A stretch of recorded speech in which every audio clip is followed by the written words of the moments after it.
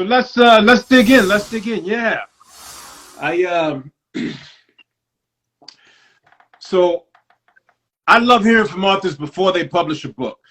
I love being one of the individuals who are able to connect with folks as they're going through their process, and really getting in early before everybody else starts chasing you down. I want the opportunity to hear from you, for you to talk about the Magnolia Murder Series, for you to tell our audience what we can expect with the Magnolia Murder Series. Who are the main characters, and how do you think that the readers will connect with the main characters? Let's start there. Yeah, so really excited about the book project, period. When people think about fiction book or mystery books or books that just aren't about the Black person as a character, you don't really think about all these other issues and how they hit. So I'll say that the series itself, Magnolia Murder Series, the first book is called Gardner's Plot. The genre, first of all, we can start there. It's a cozy mystery book. And that genre is very much dominated by white women in terms of who the authors are, as well as who the readers are. And just probably in the last 3 years have been, maybe 2 or 3 years, have been more women of color or people of color writing in that genre. Over COVID, those books really kept me more a little bit sane, because they're really easy formula mystery, nothing really grotesque, nothing really serious happening in that way, so you can still have a degree of escapism. And of course, as a Black woman reading the books, my issue was, but gosh, I just wish they had characters who looked like me. Representation. So not in terms of us being an accessory or just side supporting character, which usually was laced with a lot of stereotypes. So I was like, or we die like in the movies. Yeah. Okay. So there you are. So I was like, well, why don't you write it?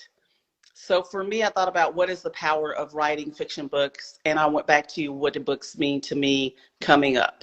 And books were a way of not only escaping, but envisioning what can my world be and what is it.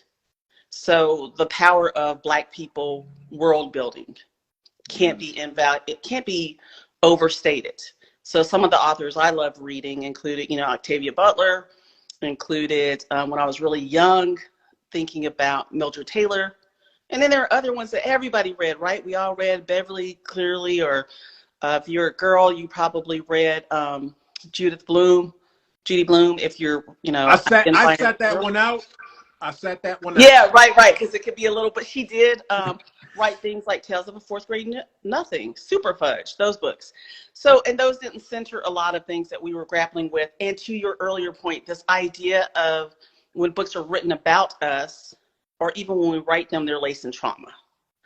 Or just like in the movies, we die first. The Black character is going to die first. So I thought and there are a lot more Black authors, but we still write in these genres where we are experiencing the pain or the PTS. Or we're writing lovely books about Afrofuturism, which is great, but that's like later in some other foreign world. I was like, we need books that are about world building for us today.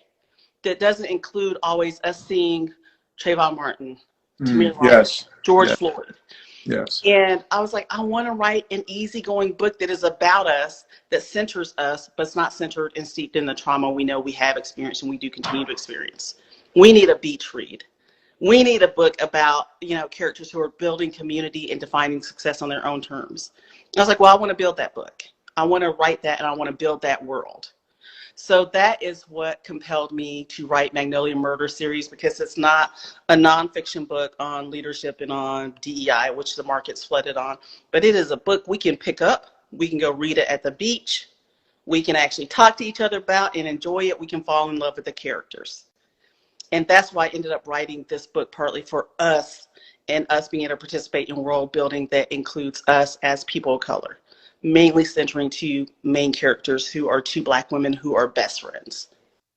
I appreciate that. I appreciate you taking that initiative. That's much of our approach. When we see a gap, if we believe that we could fill it, we're attacking. And so I appreciate the fact that you identify an area of need.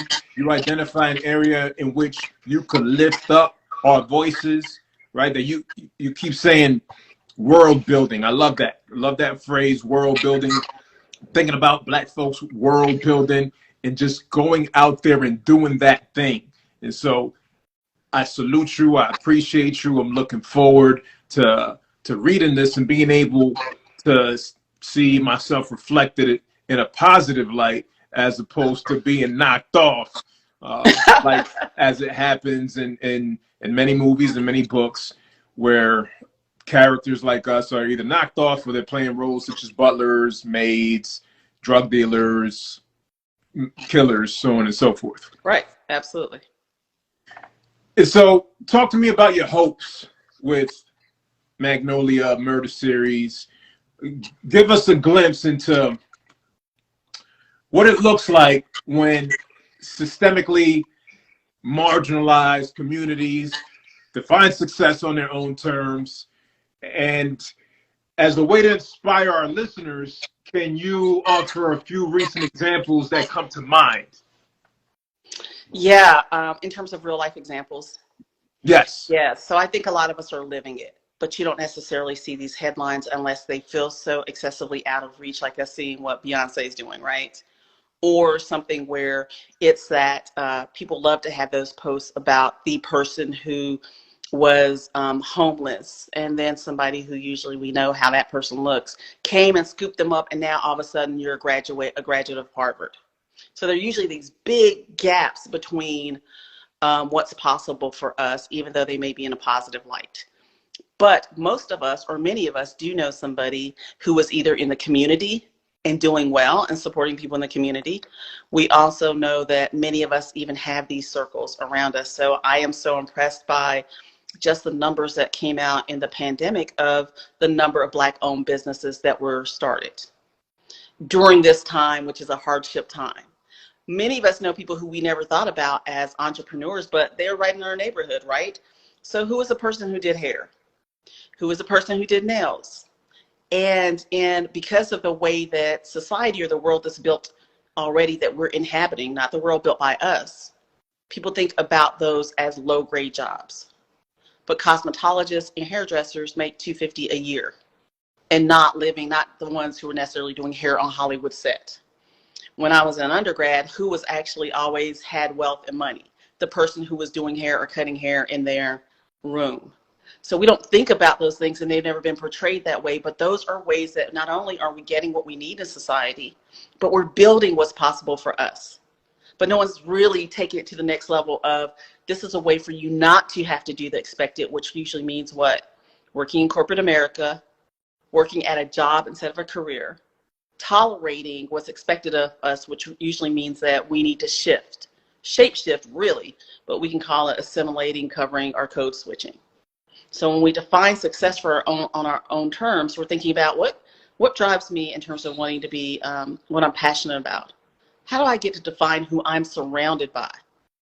How do I get to show up and speak the way that I naturally speak? So a lot of this has to do with, we see these people every day, but the world would have us think that these were people who were unsuccessful or who were not good enough because they're not in corporate America.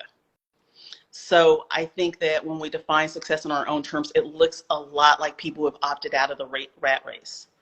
And then there are people who are defining and building something new. So you think about a lot of the VC firms, like Arlen Hamilton's VC firm. And you think about Harlem Venture Capitals. These are Black folks who are building VCs and creating wealth within our community, because there weren't people who looked like us who controlled the money and had the ability to give it out. So these are just several ways of how we define success on our own terms and do something differently than what was expected of us. Thank you. Thank you. That's great. And you gave some, I think there's a lot of truth in what you said in terms of some of those examples in which our society will have us looking at it as low-grade jobs. But, right. You know, and as you said that, there's a number of individuals that came to mind for me, in particular barbers that I could think of. Yes. That, you know, started from scratch, maybe even started. I have one guy in mind. We used to call him Bow Wow. He started just sweeping hair. That was his job in the barbershop, just sweeping up, you know, cleaning up the mess. Went from that to actually, all right, now he's renting out a chair. Went from renting out that chair to ultimately becoming one of the go-to barbers at the shop. And then he ended up buying the shop from the then owner, which was William. Yes. He bought it from William, and he owned his own shop. Went from sweeping the hair to owning the shop. And guess what? And he was able to stay in community. Many people will have us think that in order to be successful, we have to leave community. We have to abandon community. And worse yet, maybe we have to look down on community. And that's why that example that you give is just so powerful in terms of starting in the community, being of the community, and building within it. And it doesn't mean that you're always staying at the same tier or ladder financially. It doesn't mean that we have to abandon or leave, or we come back as the savior, right? Many people like that, that stereotype too that's portrayed. So that's just a really powerful example that you shared there. So one thing that I'm curious about, I hadn't considered it before, but now I'm wondering, Magnolia Murder Series, is there a specific location that's tied to the title? Of course there is. Of course there is. It is the South. So I am a Southerner. I am from Spartanburg, South Carolina. I live in Atlanta right now. And the first book actually takes place it's a fictional area, but it's actually Tybee Island, right outside of Savannah in Georgia. Okay. And I actually just got back to Atlanta in the pandemic, and I've been in Seattle the last 10 or 11 years. So it's really just great to come back and be home. So the book does take place there. They're actually the next book actually takes place on a different coastal location in South Carolina. So yes, very much in community and places that resonate for me. So after I read your book, I might have to put that on my place of locations to visit and get familiar with. Yeah, for sure. There was another question that you asked earlier was about the characters. Yes. And learning about the characters. So the main characters are Tamika and her best friend Amina. And both of these are from two-parent households. So that already tells you something different about. No, not just that though, but like off the rip, the names, Tamika and Amina. Those are not common characters in a lot of the books that we come across. Absolutely. True. Right? True. And definitely not main characters. Absolutely. So and then you add the layer of the two-parent household. Yes, absolutely. So, love it. From two really different backgrounds, both of the characters. And the one, Amina, is like fourth generation college educated. Went to Spelman. Her father's been, what's her father's job? He's been a CFO at several companies. And her mom is like the pillar in the community and a professor and has her own consulting firm too. This is not a stretch. No, not so we know this, but people who don't look like us don't know this. And many people who do look like us think that, you remember back in the day, people, well, yeah, I know I'm sure I'm much older than you, but back in the day, the Cosby Show, people thought that was so fake or far-fetched. Yes. But people were living that life all the time. Where do people think Jack and Jill came from, right? So the other part in terms of when you think about... You know some folks don't know what you're talking about right now, but go ahead. People, I was just thinking I was much older when I was watching the Cosby Show than a lot of people probably were. No, but Jack and Jill, I'm saying. Oh, right. Even the Jack and Jill reference just went over some people's heads. Absolutely. So I'm going to talk. So Jack and Jill has been around for many years, and it was founded by Black mothers. It's a membership organization for Black mothers, and it's invitation only. And it was created so that this community of Black folks who usually had higher income than most Black people wanted their kids to have experiences they couldn't have because of segregation. So learning things, everything from tennis to what have you or whatever. So Jack and Jill has been around forever. It comes under a lot of scrutiny in terms of being elitist. Okay, but those types of organizations have been around forever, which lets us know that one, there has been that type of community within the Black population for a long time. My cousin and her kids are involved with Jack and Jill in Connecticut. Yeah, whose kids? My cousin and her kids. Oh, yeah. So definitely a U.S. based or born out and from the U.S. So these communities have been around forever. The other part is when we think about Tamika's background, who is really the main character. Tamika, did her parents save money, try to help her to go to college, but she had to take out loans. And the whole thing about being able to make it was what? You need to go to college. Mm-hmm. And what does make it look like? Still, for many of us, it's get a good job. What does get a good job look like? Doctor, lawyer, engineer, whatever. So she goes to law school. She works at a big firm. And what is she learning? I don't belong here. Mm-hmm. I'm not supposed to be here. If I make partner, it's going to be like winning a pie eating competition, and I'm going to win more pie. And there's going to be a whole lot of shifting, as you mentioned earlier. Assimilation, all of that, knowing that you can't wear your hair the way it grows out of your head. Right. Knowing that you have to dress a certain way in your decorum. Knowing that maybe some of your family members would not be welcome within your offices if they came in. All of those things that come up. But it's a good job. And so when she decides, I keep doing this, do I want to keep doing this? Which many of us never get to off ramp to ask ourselves, do I even want to be doing this? We just know this is what you're supposed to do. My family is proud.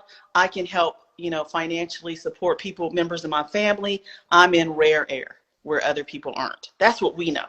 So what happens when Tamika tells her mom and dad, I want to leave this, I'm going to open my own business? What's the first thing? Tell me what her dad says. You can't leave that job. That's a good job. There you are. That good job. You're going to leave that good job? That's her. Tamika's dad hasn't had rare coaching. Yes. So I will tell you that our consulting firm, Rare Coaching and Consulting, we may be one of the only or the only leadership firm that has all facilitators and coaches of color. Wow. So it is a different experience when you're being coached by these highly qualified folks who look like you and can relate to experiences that you've shared. And they're not going to question you and re-traumatize you by saying, are you sure that was racist? Maybe you should just try harder. Well, did you wear that when you showed up? Instead of thinking, let's think about the system you're navigating. And what do you really want for your life? And why are you doing this? So for Tamika, she gets the opportunity to off-ramp and think, why am I doing this? And because she has a best friend, Amina, to be able to say, why don't you think about opening your own business? You've been talking about this forever. You're so happy when you're on the water. You love doing this stuff. Why would you give that up instead of being, at this firm all the time? And I want you to understand how we posture that. Why would you give that up? So I want you to know that Tamika doesn't have that yet, right? She doesn't have those water shops because Tamika's endeavors that she owns all of these water shops that actually teach you CPR, how to swim, how to kayak, rent out charter boats, scuba diving certification, stuff we're not supposed to know how to do. Because usually Black people are on the water not for leisure or recreation, but for work. So when Amina tells her, why would you give that up? She's asking her, why would you give up that dream? So Amina's already thinking about the opportunity cost. You can stay and her parents are saying exactly what you said. Why would you give up that good job? So right there, this idea of having these off-ramp moments where we can define success on our own terms. And for Amina, who was supposed to be a doctor and was a chemist, she left and she'd opened her own shop where she makes all of her own natural products. So she has like an apothecary. So now Tamika has seen somebody who's been able to do it.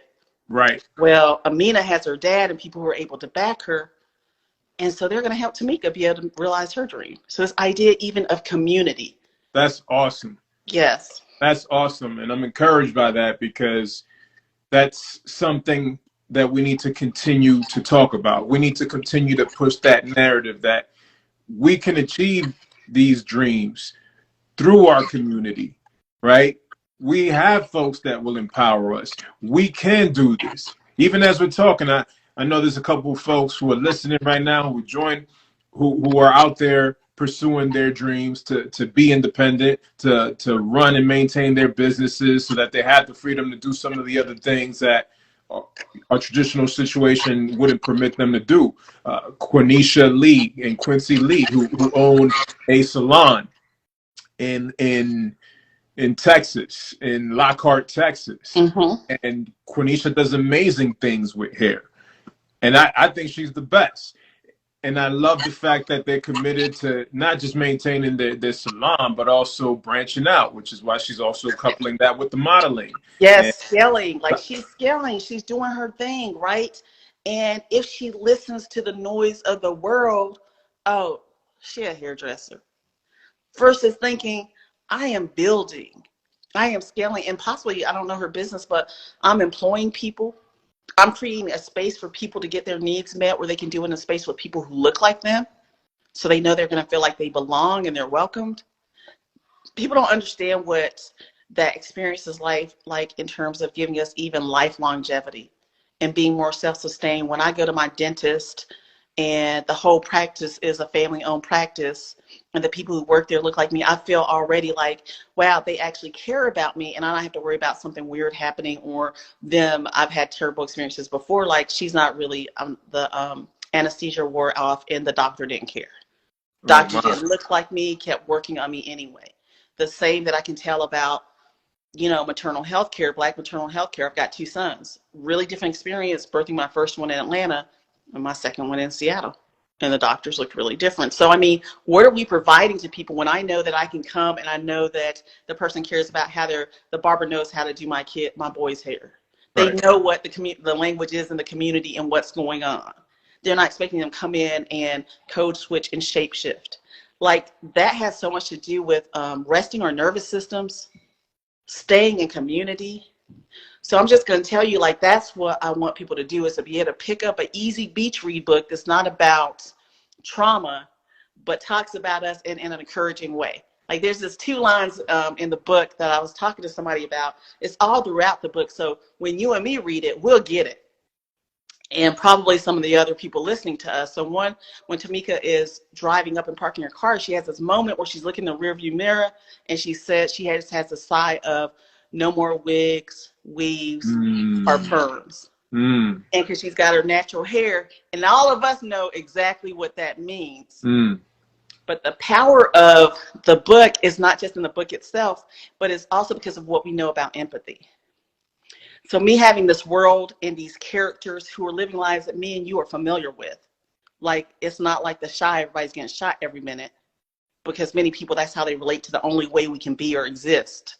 And that's real, but that's not the only way, right? That's right. That's right. And so when they pick up the beach read, they're relating to Tamika, they're relating to Amina, not because of a side part is that, and they happen to be Black. Sometimes people write books and you're like, oh yeah, I gotta remember she's Black, because it's so not in our community. This is like, yes, they are, you're not going to forget it. And this is how we show up. And this is why Miss Luella is over here. And this is what she cooks. And this is when she's bringing you a plate. Like, we know these people. But it builds empathy when you read fiction literature. It builds that empathy muscle. So if Beth goes and picks up our book, a white woman comes and picks up our book and reads it as a beach read, she's going to get some education and become closer to these characters and understand things with proximity. So she doesn't have to come up to us and say, Aiko, can I touch your hair? Or can I blow it? She's going to read about this. And the book, of course, comes with a reader's guide, but there's also a whole online curriculum. So somebody can actually click on and read about not only the Crown Act, but, years before that, there was a Chignon Act.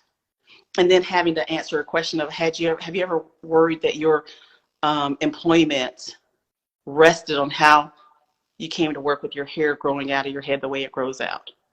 That you could not get a job or you could not be hired, or because of what your name is. And having people have that conversation in group dialogue, so everybody else doesn't have to be educating them, but they can do their own work. And it doesn't have to be this rigor of, what those DEI and other trainings are like at the workplace, and people are, if they're really doing it in a way that folks are trying to learn something. So you can read a book, do the curriculum, and learn something about a community that you say that you want to aid. You say you want to be an ally of, but you're not actually, you don't know what to do next. So I want you to build this empathy muscle too. Got to do the work. That's right. And it doesn't always have to be in some wild way where now I got to have folks yelling at me about different stuff. Sometimes I think that there's a place for that that's needed too, but that's not what it has to be every time, right? No, we need different strategies. Yeah. We need a diversity of strategies. And you mentioned the term proximity. I posted in our stories today a clip from Brian Stevenson talking about the justice system and just perspectives on the notion of freedom here, or lack thereof. But proximity is one of his key things, his key focuses, and definitely in the book Just Mercy, he unpacks that. So I appreciate you talking about your approach and the need for proximity, and also building empathy. Now, one of your aims, and you've talked about this a bit here, is to shift POC stories, right? People of color stories from being steeped in suffering. What inspired this aim, and who are other authors who are also talking about this, taking this approach? So I don't know if I've heard authors talking about this approach is about their characters, and the reason why they're writing the book is about this idea of creating proximity and also building empathy. So I don't know if I've heard people doing that. I know that many of the writers, especially in cozy comfort genre and other places, they're like, we need to have more characters of people who have a diversity of racial diversity, and not always, so certainly that. And even with the evolution of the cozy comfort genre, you definitely have way more voices of people of color. Nina Fox just now dropped her book, and she's an NAACP Image Award winner, and she just dropped her book, Queens of the Kiowa Islands. And just her writing that, she's written a lot of other books that are real to our experiences, but also have trauma and things in them. But she wrote this beautiful book that just came out, and it's people who look like us, and in a beautiful location, and believable characters. So people are doing it. I don't know if it's their cause or reason for doing it, but people are doing it. I think folks are tired of seeing characters that look like them, have all this trauma, only be steeped in suffering, or get killed. People are tired. And I refuse to watch these movies. I'm like, I already know that story. I already know that narrative. That's for some other people who need to watch it because they don't know it. But that's not the beginning of our story, and it's not the end either. And it's not even current state for many of us, and we have to show people some different things and people who are doing it. And even Tamika and Amina are both Black women, African American women. But they have these other, community members. Amir is a Black attorney who's in the book, right? Who's the romance interest. There's also Gabe, whose name is really Gabrielle, and Gabe identifies as non-binary. So now when you think about this and how even the Black community is portrayed as being homophobic, and I think many of us who are from in the community would say, wow, is it Black community is homophobic, or is it that people don't talk about what also happens in these other communities? Because I know how people were treated in my community, and it was that everybody is welcome, but also everybody gets equal opportunity to be dragged in all kinds of contexts, but it's equal opportunity. And so some of these stories that are retold about us, because that's what people have truly have experienced, but that's not the only experience. Like, we're not a monolith. So when I think about Gabe, who's like a Black MacGyver, and them having this conversation with their grandparent who raised them about pronouns, and the grandmother is like, I don't know, they, them, she, I don't know. All I know is that I love you, and I want you to be okay, and I need you to be okay. That's how many of us know that grandmother? Absolutely, many. Right. So it's important to show how our community has evolved. We are not still over here on some plantation, and we're not all, incarcerated, even though we know the lens over why that happens to many of us. But we also don't have to wait all the way till the Afrofuturism part happens, or the Wakanda. We can build it now. We need to start envisioning this for us now. Thank you for sharing that. So if you had an opportunity to have lunch with any author, dead or alive, who would it be and why? Oh, that's easy. Octavia Butler and Audre Lorde. I would have said Bell Hooks, but I've already met Bell Hooks before she passed. and loved her, but I probably would have wanted to break bread with her again. Yeah. And why those two authors that you mentioned? Is there, I don't want to make assumptions here, but so go ahead. Before their time. They were before their time. They were genius, brilliant before their time. Their work from back then is so relevant now. And you think about, how do they even have the language and the vocabulary to use about something so far? And we can say the same about James Baldwin too. Every one of those clips, everything about it's relevant now. And he was way back then, and they were steeped in stuff that we are not steeped in. And they found these pathways to be able to find language, because I can go back and read their stuff and get framing. They didn't have that. So that to me is really just, it blows my mind to think about really building those concepts, having language about what you're feeling, what you see people in your community experiencing, and doing it in not only an eloquent way, but in such an advanced way. And you know somebody's really brilliant when they're able to make complex ideas into short sentences with precision. You know they are. And so, yeah, just that brilliance. I can't get enough of it. So as we wrap up here, for our listeners, what's the message of encouragement that you want to offer them? It is defining success on your own terms and not being afraid to do it, but also making sure that success on your own terms looks like joy. It looks like rest. It looks like healing, and realizing that these aren't just destinations. These are moments. You don't have to wait until when I get a chance to, or when you have that beautiful moment and think it's over, that was it. You know, that was the destination. They're not destinations. They're moments by moments, and we can create them, and we can create spaces for ourselves, even if it's just in our minds, where we can be freer. That's where it starts. Yeah. Where can folks follow you? Well, when right here, can we anticipate this book? Do we have a date for the book? The book drops summer of next year. I think it's the first week of June, but there'll be pre-sales in the spring. And they can find me here at @rare_coach. Folks, if you're not following Aiko yet, make sure you follow her, @rare_coach, and you already know. Come pre-sale time in the spring, line up and support this Magnolia Murder Series. Y'all want to see yourselves reflected in a different light? Cop this book. Let's support our people. All right, let's support our authors who are painting us out in a positive light, not just the light of suffering, not just the light of trauma. All right, let's not complain about the fact that all these texts are out there and they paint us in that light. Let's not just complain about it. Let's actually do something.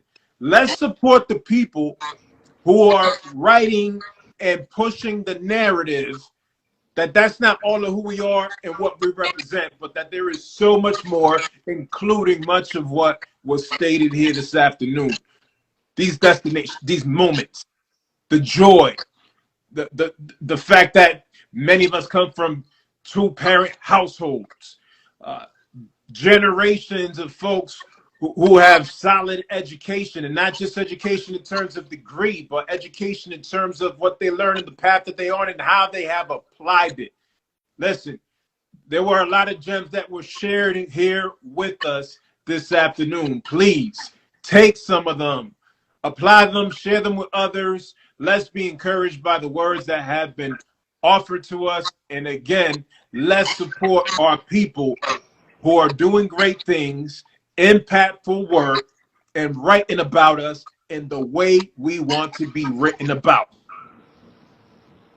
Thank you for all that you're doing. Thank you for having me. My pleasure. My pleasure. I've learned quite a bit this afternoon, and I'm particularly enthused by your work, and I'm really looking forward to your book. And I might have to visit that. Remind me of the place. I know it's in South Carolina.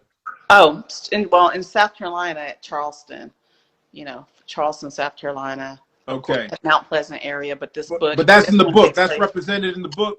For the first book, it's Tybee Island in Georgia. Okay. Yeah. All right. Thank you. Thank you for having me again. My pleasure. Take care. Bye-bye.